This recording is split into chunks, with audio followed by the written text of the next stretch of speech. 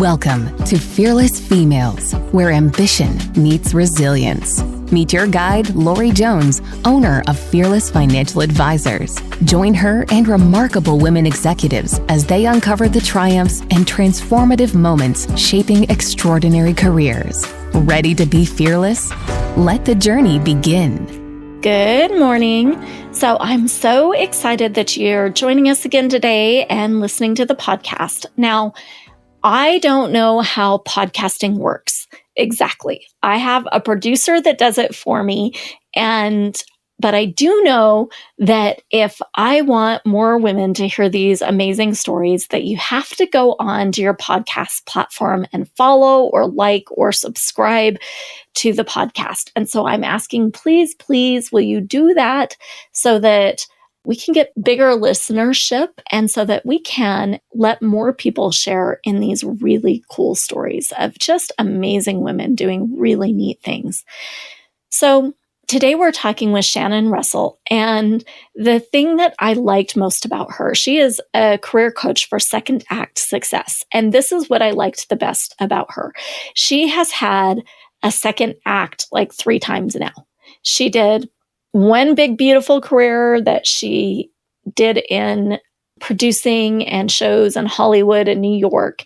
And she did another big, beautiful career as a franchise owner. And now she's doing a third big, beautiful career as a coach. And so I think that she's been so successful in each of these areas. I think it just lends credence to the fact that you're not done. Like, there are so many things out there. You don't have to decide what you want to be forever and ever, amen, when you're, 23 years old and graduating from college. Like, you get to redefine yourself as many times and as many different ways as you want to.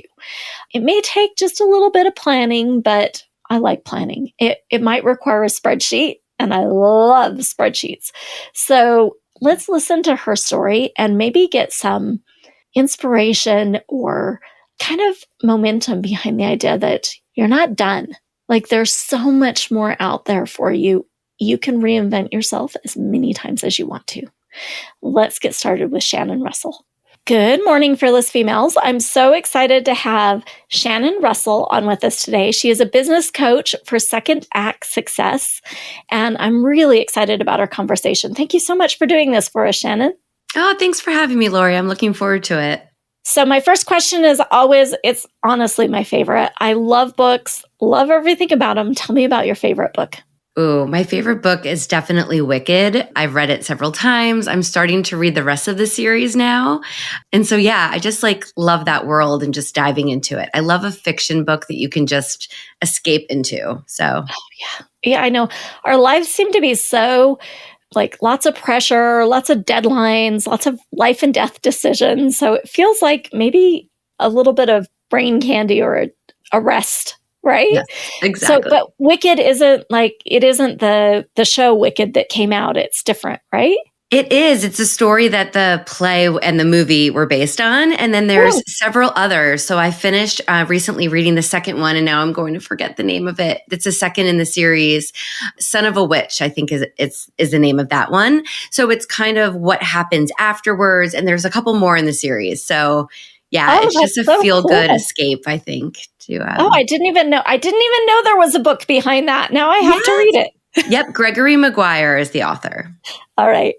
So tell me a little bit about your journey, Shannon. How did you get started? Did you always know what you wanted to be? How did you grow into where you're at? And what do you do now? A little bit about you.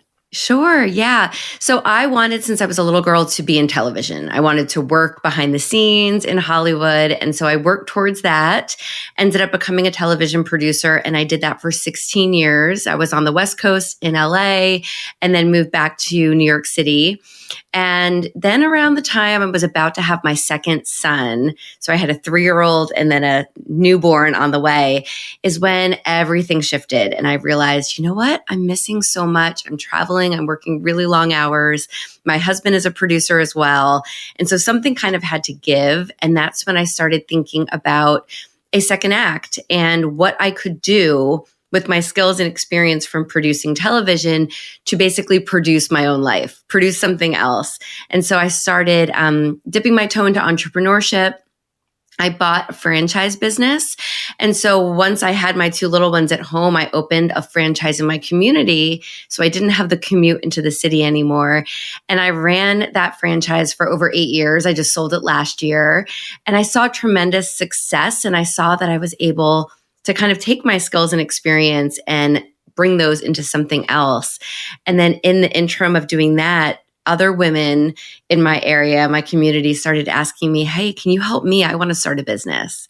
So then that led me into getting certified and being a business coach. And now I really focus on women and helping women kind of take their skills and leave their 9-to-5s to open a business that gives them that flexibility that sometimes we need, especially if you're a mother, and you've got a lot of other people depending on you.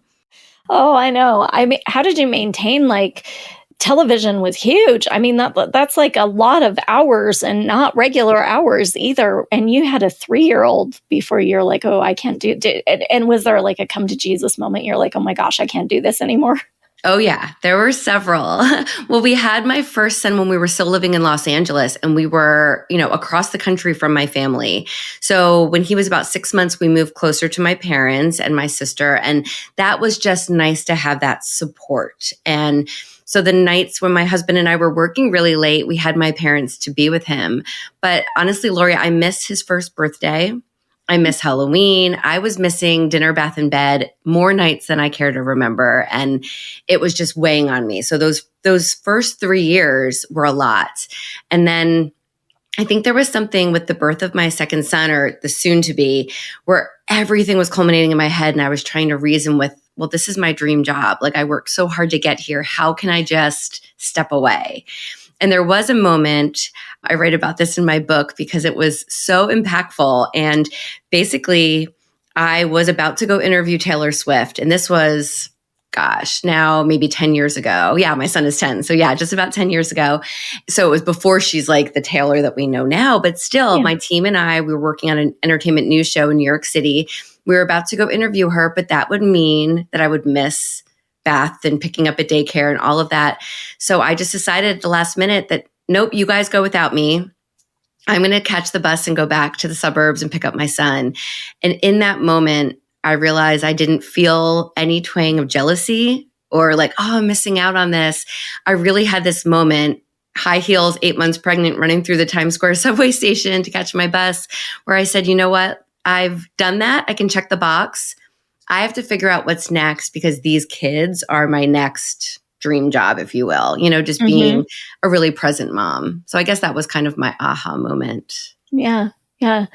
And then you took a step back and went into owning your own business. Was it like a food franchise or? It was actually a STEM education franchise. So we taught kids Lego, robotics, coding, all that fun stuff. Oh my gosh, STEM is my love language. So that's really? So cool. Yes. Oh my gosh, so yeah. How did you, but did that just grow and like naturally sell, or did it start to overtake your life too? No, it fit real. I was very self-aware of what I wanted. And I work with my clients on this too, of kind of following your why, knowing your why, and then following it. So I spent about a year from when I left television, had my son, to entering into the business, kind of figuring out what works, what doesn't. And when I finally started thinking, it was actually my 3-year-old who was building, and he was quiet and he was in the zone of imagination. And I said, there's something to this. And so I started researching, STEM and how to open maybe a play center for kids. And then it was in that time that I found this franchise that was doing what I was thinking of. And so it was a perfect fit for someone who had never run a business before to buy into this franchise and kind of get all that support and the curriculum and the, marketing materials handed to me. Mm-hmm. And so I said, you know what? I can do this with my kids. So not only can I produce this business, but I have my 2 boys with me at my side. So it felt really right after trying a bunch of things that kind of didn't work in that first year. And so when I started the business, I ran it from my house for the first 18 months. And then I opened my brick and mortar location. And then I was still able to bring the kids if they got sick. They would come. They had a little couch in my office. So it was a nice entry into business. And then it took off and I became in the top, I guess, 3 maybe of the whole organization within the first couple years. And so I said, oh, there's something to this. You really can take your skills and try something new and find success. And so it kind of went on from there. Oh, that's really neat. How did you decide? I mean, I've talked to other women who have that like kind of transition period when they're like, this is not sustaining. This is just, I'm doing too much and I can't be present where I want to be present. And they've had that conversation with themselves. Like, do I quit? Do I just stay home? Like, did that moment come into this decision too? Did you? Yeah, it definitely did, especially in the beginning. There was one moment I had gotten back from training and I was ready to go. And I said, oh my God, I'm not ready to tell the community that I opened this business because I don't feel ready. And the CEO of the company said, Shannon, we've just met. We spent a week together. You're ready. Send an email. And I'm like, I don't know. And I got a phone call to go produce Fashion Week in New York City. And I jumped on that. And I was like, what am I doing? I'm reverting, going back to what I know. And it was that night where I missed everything with the kids again. And I said, you know what? I've got to make this work. And so there were definitely moments where I was like, I think I'm working more and making less than I was. But there was something about it being mine and everything. I don't know. It's like I could be as successful or not as successful as I wanted to be. And I think there was just that fear of having to revert and go back, which is always something that people can do. It's totally fine. But for me, I like a challenge and I wanted to make it work. And it was just saying, you know what? It's going to be a while till I start bringing money in, but let's see how we can do this. And so I slowly started hiring people to help, other teachers to teach the classes so I could work on the business. And that's when everything really started to fall into place, where I realized I didn't have to do it all. I could figure out where my strengths lied, and then, bring in other people. And that's where the growth is. I think that's a hard part to realize at first when you're starting out as a solopreneur, though. Yeah, it is. And I've heard that story as well, just like, how do you go from doing everything yourself to kind of working on the business? And it's a hard transition for some people too. And I talk to bookkeepers are the biggest for this. And they always say, well, you shouldn't be doing things you have no business doing. Like that is true. And I'm like, yeah, that's true. I really shouldn't be doing the things that like marketing. I'm bad at that. I am horrible at marketing. I should not have anything to say about it, or I should just do what they tell me to do there. But it's often that like push pull where you're like, well, I'm not really making a lot of money. How can I afford it? So it's just realizing, well, if you can figure it out, you'll just get that much further along and it will be worth it. But it's all those lessons you have to learn in the beginning, I think, that just that help us grow. Doesn't it feel kind of a little bit lonely too? Like you're learning all these lessons and you start looking around and thinking, well, do other people really have this all figured out? And I'm the only one. Like, am I the only one going through this? Oh, I 1,000% felt that way. And honestly, for me, I had other franchisees in my organization to lean on, and that was huge. So I honestly think if I opened a business from scratch, I would have cultivated those relationships online or through networking because I didn't know other business owners. I knew television people. And so that was my circle, my friends. And so at least knowing that there were other owners of this business across the country and across the world that I could talk to helped me so much. And even though I'm no longer in that particular business, some of those people have become my best friends and we've all moved on to open other businesses and we're still there to support each other. But because, yeah, you're right. Otherwise, you are alone with Google just trying to figure it out. And it's a really rough road when you just feel it's easy to turn away on those days, right? Like to just shut it all down. But when you know you've got a lifeline that you can call or someone you can just message real quick, it kind of gets you back in the right frame of mind of why you're doing this in the first place. Yeah. Yeah. I love that. Finding your tribe. Yeah. And I thought it's really interesting that you suggested, like, if you didn't have that built-in infrastructure, it might have been a good idea to build that infrastructure before you take on this challenge, because there are days when you want to give up and go hide in your bed underneath your comforter, maybe. Yes. Yes. So tell me a little bit, Shannon, about an investment that you made in yourself along your professional journey that just turned out to be the best thing? Like, is there something that you were like, oh my gosh, I'm so glad I did that? I think it was hiring a coach before I really could afford it in a way, because I think because I figured this whole second act plan of mine out on my own. I was really in a silo of, figuring out what would work and what was following my why. And I jumped into this franchise that once I was in it, and actually it might have been a year or so in when I was thinking about starting my coaching business. And I said, you know what, let me get someone to help me, because I don't want to end up, I'm in a good rhythm. I don't want to end up, kind of reverting or just not, being able to accomplish both of these businesses. So hiring a coach, I think, was great just as that accountability partner. Even if we just met on our Zoom calls and she just heard me talk for 60 minutes, kind of venting, like that was helpful in what I needed at the time. And so and still to this day, I have a coach. I feel like I always want to have someone that is there who knows me, who knows the business and knows my why to keep me going. So that's probably the first thing, is really just investing kind of, I guess, in myself and that furthering of education to make sure that, you know what you're doing. Yeah. Yeah. And they can sometimes point out some mistakes too along the way, like, hey, let's rethink this. They do it very gently, but Yes. they do point out where you're being dumb and making decisions, doing things you shouldn't really be doing, right? Yes. And just being able to talk out loud with someone else, right? And you say, oh yeah, you're right. That I didn't think that through. Yeah. We need that honesty. What about through your journey? Have you ever gotten some really bad advice? And what was the advice, and did you take it? Yeah, I think the advice is that I often say it's that we can have it all. Just go for it, you'll figure it out.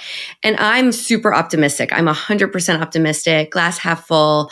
But it's also, okay, well, let's just pause before we make that huge jump. Let's do our research. Let's really look into what this next step is going to be in any area of life and think about it before we take that leap and go for it. Because sometimes you can say, all right, I see this even with my clients sometimes now who want to quit their job tomorrow and create this business so it's up and running and making them so much money next month. And it's like, okay, I see where you're going, but let's just stop and make sure it's going to work before we leap. So it can still be being optimistic and ambitious, but I think seeing if it works for you right now, because sometimes we can't have it all right now at this moment. You have to see, you've got family, you've got, maybe you're caring for elderly parents, you've got different people depending on you. So I just think that advice of just go for it, it'll figure it out. Like, I want that to be true, but I also think there needs to be a little thought into it. And then you are that much more confident to move forward. Would you agree? Yeah. How do you put the thought into it? Like, is there a spreadsheet you can fill out? I love spreadsheets. Spreadsheets are great. Yes. Well, for me, I just like just a pen and paper and just going, okay, like I want to write this book, for example. Okay, well, how much time is that going to take me away from what I'm doing? Yes, I can do it, but I don't want to neglect these other areas of my life. Can I break it down? Okay, it might take me 6 months. Maybe I work on it 1 hour once a week when the kids are watching TV at night and snuggling on the couch. And just looking at what that does for you and your lifestyle, because you are balancing, we're all balancing so much. So I think just taking that pause before you leap is really beneficial. And sometimes it can be, if you are, and I wish I had thought of this when I left television, because I kind of left on my maternity leave and didn't go back. But what I tell my clients now is to look at, how much money do you need to get there? Do you have that savings? Have you researched what that role looks like or what that business looks like? Because sometimes you think, oh, that looks so great and it's shiny object. And you get there and you're like, oh, I didn't realize that that's what the day-to-day of that role is. So just to put a little thought into it, whether it's a sheet of paper to kind of write down your skills, write down your finances, write down your dates, and then just kind of do your mind mapping from there. But yeah, a spreadsheet would work too. Absolutely. Well, good. We found a reason to use a spreadsheet. I love that.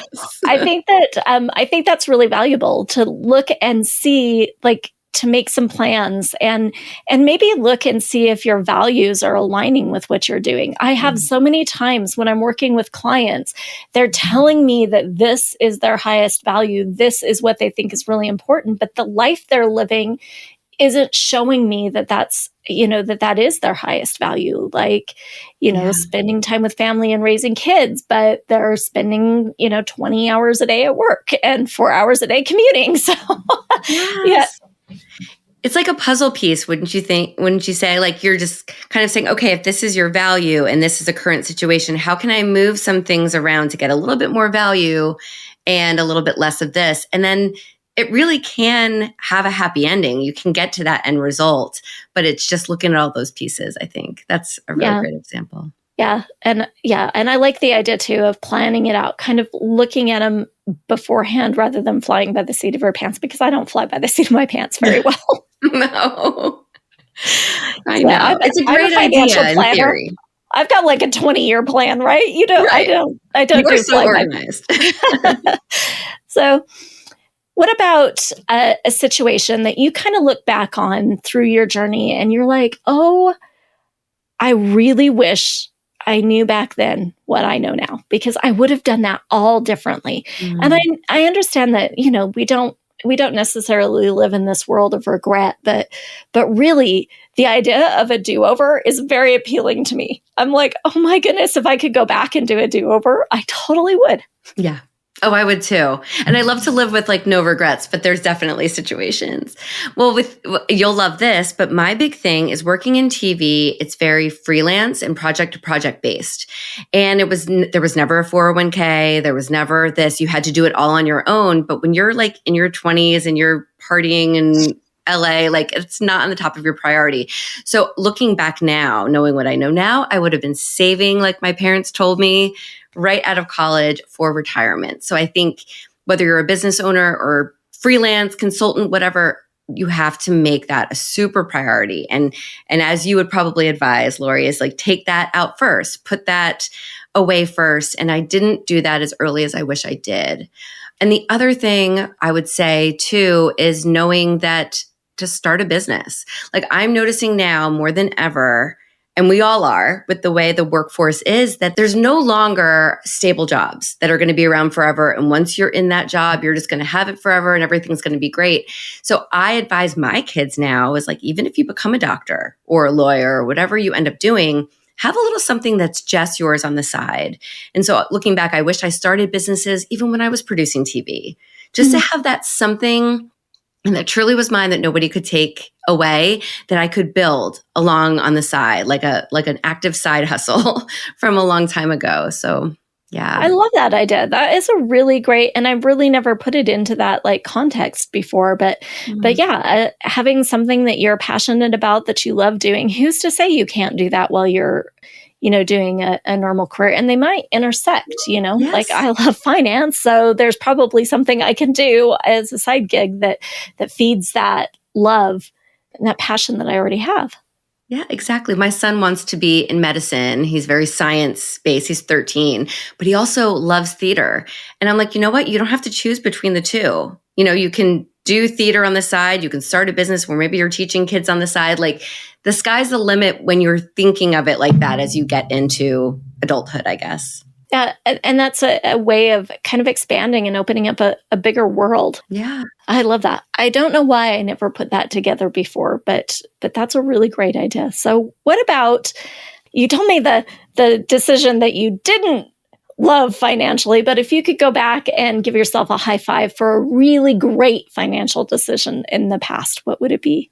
Ooh, I did go for it. I mean, I hustled when I guess I'm still hustling, but back in the day it was always, and it's probably different in the entertainment industry now, but it was like, okay, you go from one job and then you ask for that raise. And I was always demanding more money as I got to the next job or the next level.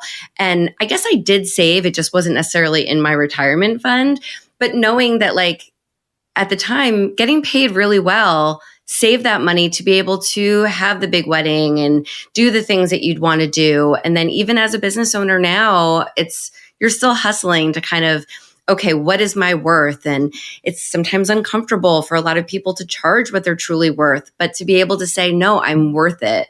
And I think that's something that I learned at a young age in the other industry that, yeah, you're worth it. And you're not going to get that unless you ask for it. So continue to ask what you deserve, what you want, and figure out a way to entice and make your packages seem worthy of that to your customers or clients.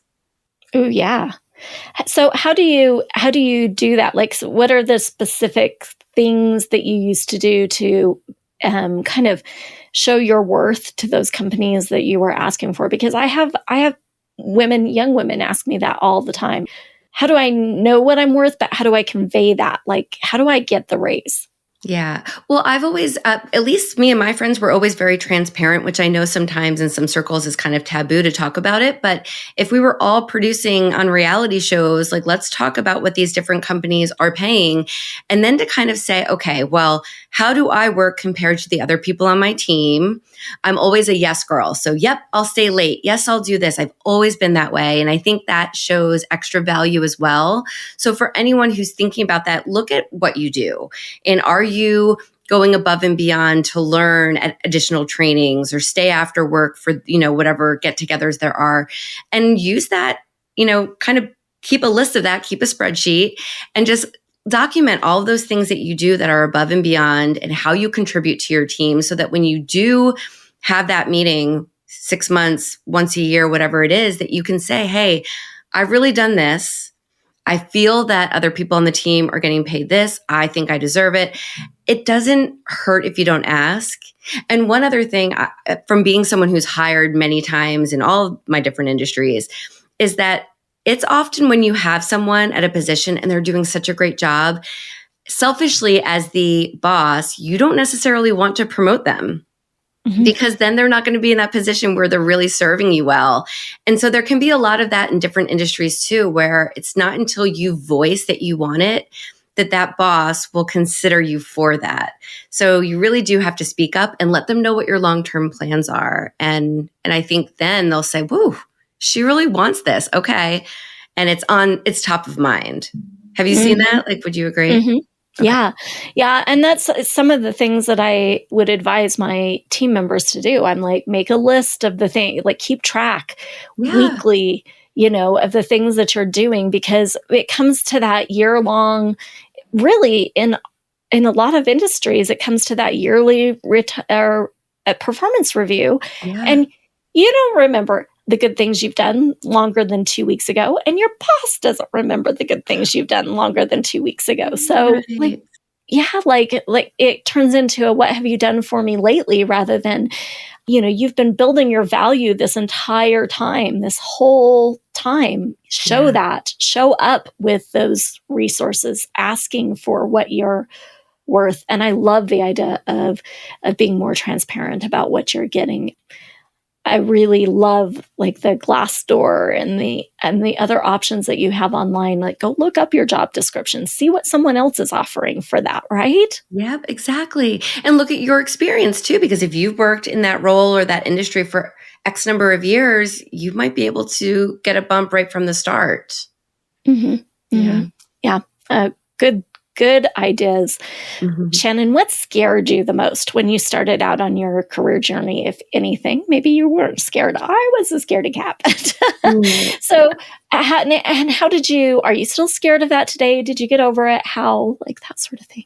Yes, very scared. And of just saying, can I do this? Like, you don't know if you can do something in any role, any industry until you get in there to do it. And you can think you've got all the education and background, but yeah, I was terrified.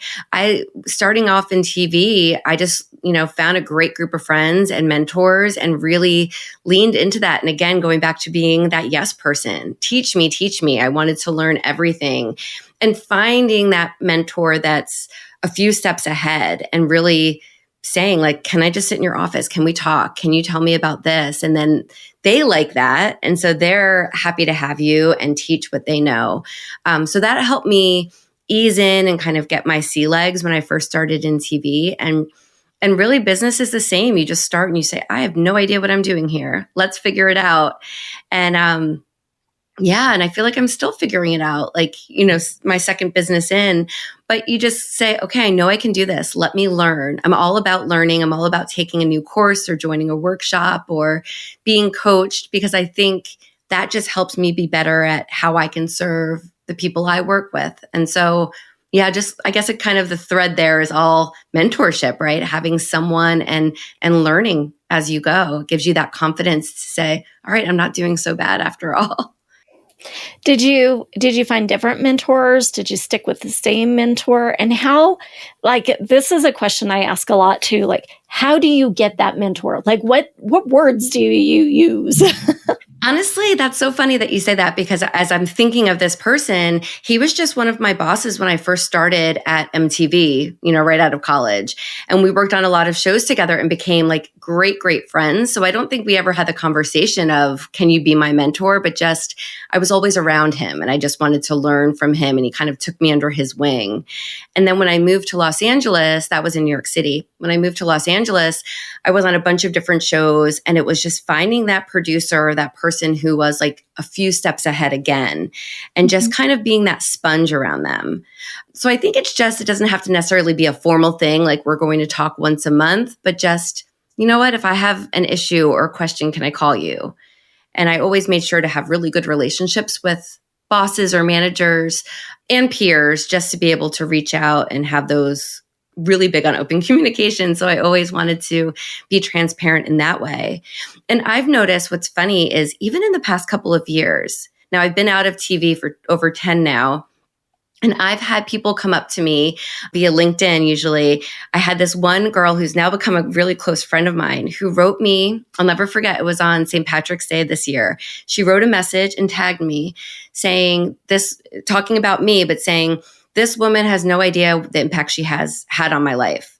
And she wrote this whole story about how I hired her as an intern. And then when she moved to Los Angeles, I got her first job. And I didn't even realize that I was that person to her. And then we started talking more, and now we talk all the time, and she's building a business of her own. And you don't realize the impact that you have on other people too. So I think, get your mentors and be a mentor. I think that story, even hearing that from her, really impacted me to say, wow, like, we all touch each other's lives in different ways and have such an impact. And it is so important. I think that idea of pay it forward, because when you first start out on your career journey, you really don't have a whole lot of capital. Like, No. you are just grateful for anything that anyone else can give you and teach you and help you learn. Yeah. But as you progress down that road, I think it's really important to remember to give back, to like deliberately look for opportunities where you can help somebody grow or develop or move into that higher role. And especially, I'm going to put my plug in here, especially women, especially for those roles that they aren't traditionally in. I love that you mentioned that makes a huge difference. Yeah, it's like you said, it just makes you feel good, and it just makes, we're all on the same team, right? We just are here to lift each other up. Did you face any unique challenges because you were a woman? Yes, especially, going back to TV again, that industry, when the Me Too movement came out, it was like, whoa, okay, like, people are talking about this, because for so long it was just another day at the office.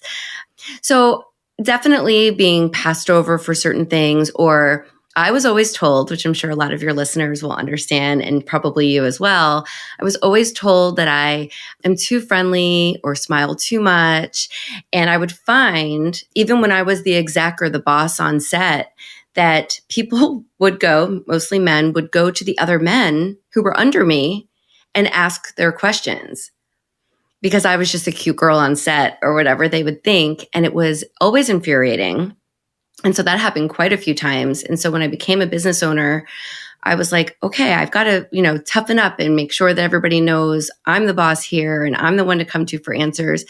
But it would be when I was, one other thing is when I tried to get my brick and mortar location. I did it all on my own. And I had contractors asking if they could speak to my husband. Oh my good heavens. Who was not even involved. He didn't even own 1% of my business. It was all mine. Mm-hmm. So it was like, why would you even expect that there's a husband in the picture? I've never Yeah. mentioned him. Yeah. Yeah. Yeah. Yeah. I find that fascinating that still in this day and age. Yeah. It's Yeah. horrible, right? I know. I'm sure everyone's got their stories, but yeah, I mean, Yeah. Yeah.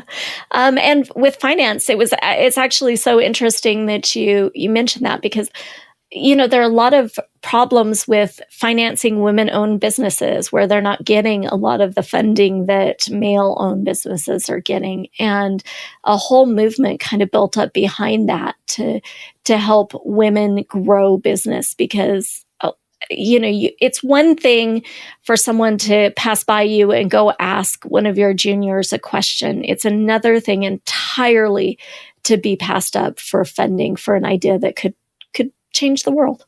Isn't that statistic staggering? I forget what it is exactly, but it's like the amount of men who get their funding compared to women. It's, Yeah. Shannon, as you look kind of back over your journey and where you are now and where you've gotten to, what is the thing that you are most proud of? Showing my kids that you don't have to pick one path and stick to it.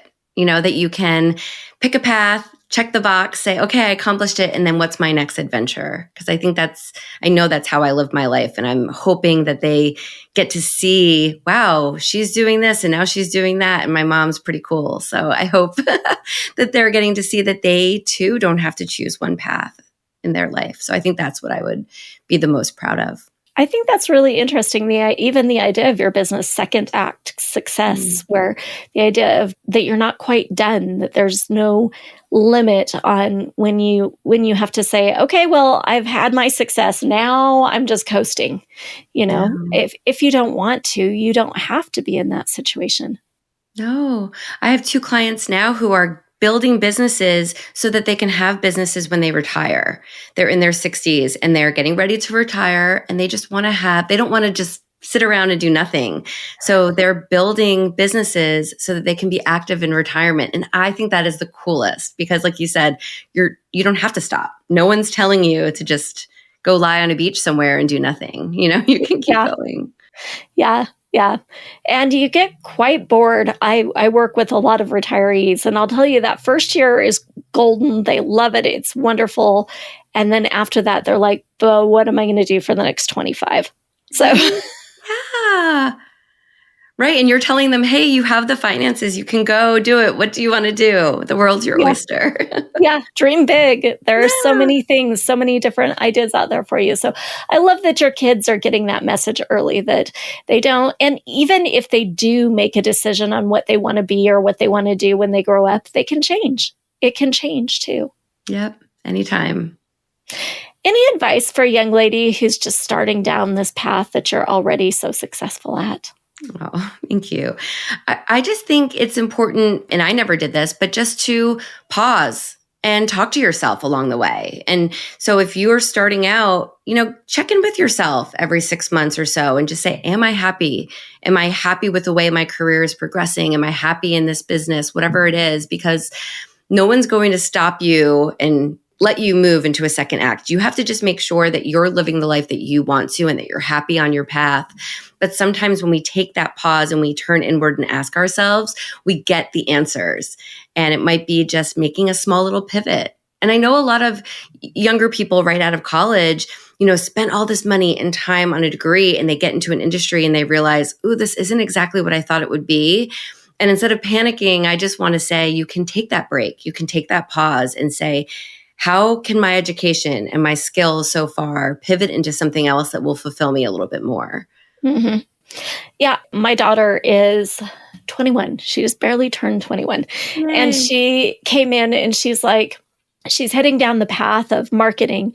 But she's like, Mom, I kind of feel better about this would made my heart just swell, but she's like, finance. I like finance. I like those analytical fields like computer programming or engineering or something like that. She's like, I'm not really, I'm headed down this path, but I don't think this is the path I should be on. And so taking a second step back, even at that early age and being like, I still have time to pivot. I can go into things that feel like they fit me better. And just because 2 years ago I made a decision that marketing was where it's at, that I don't have to be a marketer. No one's holding it. No.